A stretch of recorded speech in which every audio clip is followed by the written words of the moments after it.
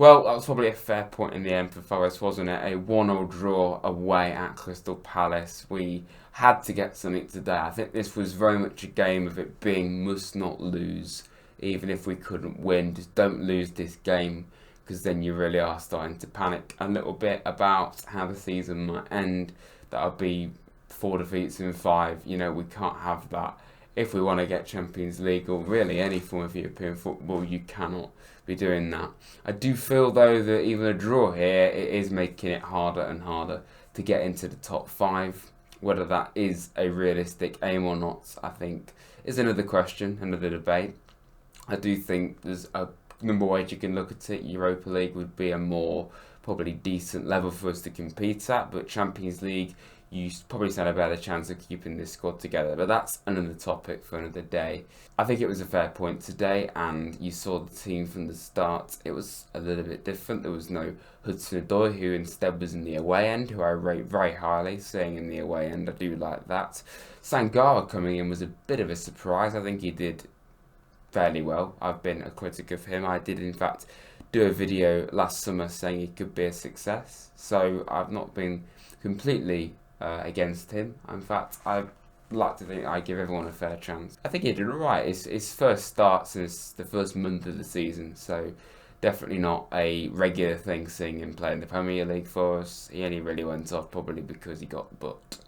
And Dominguez also coming in for Yates, and I'm not really sure about, not playing a natural winger on the other side. We have Alanga there. You surely put him on a Jota or Sosa. Sosa did come on in this game.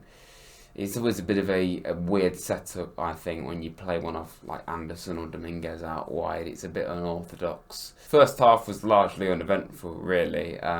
We had a couple of good chances. There was a great breakaway. Probably this is our best this season in terms of counter-attacking, and it was only Dean Henderson, former Red, to deny us. That was a great opportunity for us.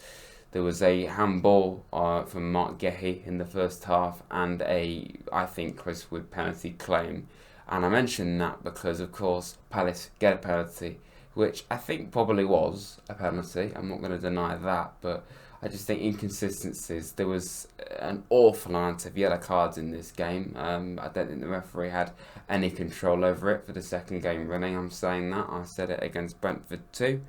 So, a load of yellow cards, which is a bit reckless. I think some of them weren't yellow cards. I mean, Aina and Ryan Yates were booked in quick succession, and I think both of them probably were, but, it's a bit crazy when you're seeing that many bookings.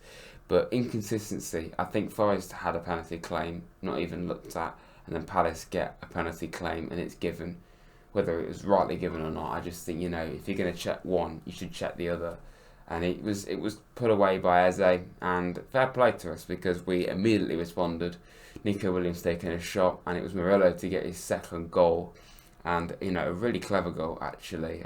Stuck a leg out, got on the end of it, and delighted to see him get his second goal for Forest because he thoroughly deserves to get on the score sheet occasionally. It's a shame though because of course he has to go off not long later with an injury, and if we think losing Hudson-Odoi is bad, we cannot be losing Murillo. Okay, we've got Morata to come in, Willy Bolly, the Zach Abbott, but those two are not the level of even Morata, you'd arguably say. So we cannot be losing Murillo. That would be horrendous if we lose him for these last 3 games, and we really are going to need him.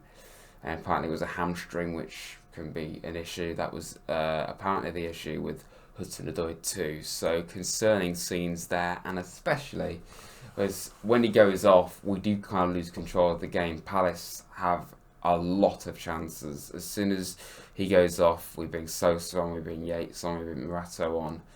I think we lose our way a bit.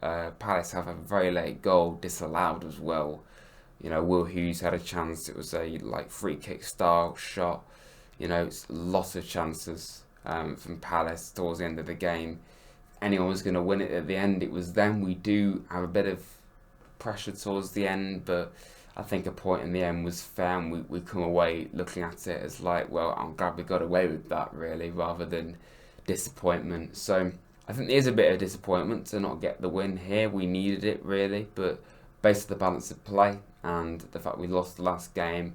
Just don't lose, you know, away at Palace, who, okay, they're always in 12th place, but they're a very dangerous side, I think, this season, more than I've ever known them. They've been a very dangerous side this season, and really ever since Oliver Glasner came into the club. And we're still unbeaten against Crystal Palace in the Premier League as well, so that's one thing. We stopped the rot, and I think it was a decent performance with it too. But there's still clear signs of, I think, fatigue settling in, and just, you know, maybe not quite as fluid as we once were. That counter-attack in the first half was fantastic, but then there was still a few loose balls here and there. Nowhere near as disjointed or as poor as Brentford, but, you know, still not. I don't think we were at the levels we were. I think it's blatantly obvious. Of course, Leicester this weekend, we absolutely must be winning that now. There's a lot of pressure on that game. I'll be honest, I'm nervous for it because Leicester haven't really got anything to you know, lose now. And, you know, they won their last game against a woeful team as well. But Leicester this season have also been woeful throughout most of it. So we have to be winning. There's no excuses. Not even being arrogant there. We've got to be beating Leicester for a number of reasons. They're no derby, but they are a rival of some kind. Even if it is just a little bit, you know, just local, we need to be beating Leicester. And then West Ham. Again, they're down there too. We've got to be beating them too. Otherwise, I don't really think we deserve to get Champions League, if I'm honest. And then that crunch game becomes even bigger against Chelsea if we don't win those two games, because we want to ideally have, you know, sealed it by then, some form of European football, which I think is highly likely at this stage. I think it's all but there, in fact. We need to at least seal Europa League, you know. The fact that I'm saying that is a disappointment is unbelievable. You know, at the start of the season you say we're going to get Europa League, you're absolutely over the moon, you're buzzing. You know, that is a dream season. So that it's only because we've fell off from a Champions League potential season that we're looking at that as, oh, is it only Europa? You know, it's crazy. I think at the end of the season we can look at it, if we don't get Champions League, okay, it's disappointing based off how the season had gone, but we got Europa League. That's phenomenal. I think we can look at the bigger picture once the season's over, but right now it's a bit disappointing in a way, isn't it? But get your thoughts in the comments, everyone. There may be one or two videos this week before Leicester, definitely one. So stay tuned to the channel. Lots of things coming up before the season ends. So stay tuned to it all. And up the Reds.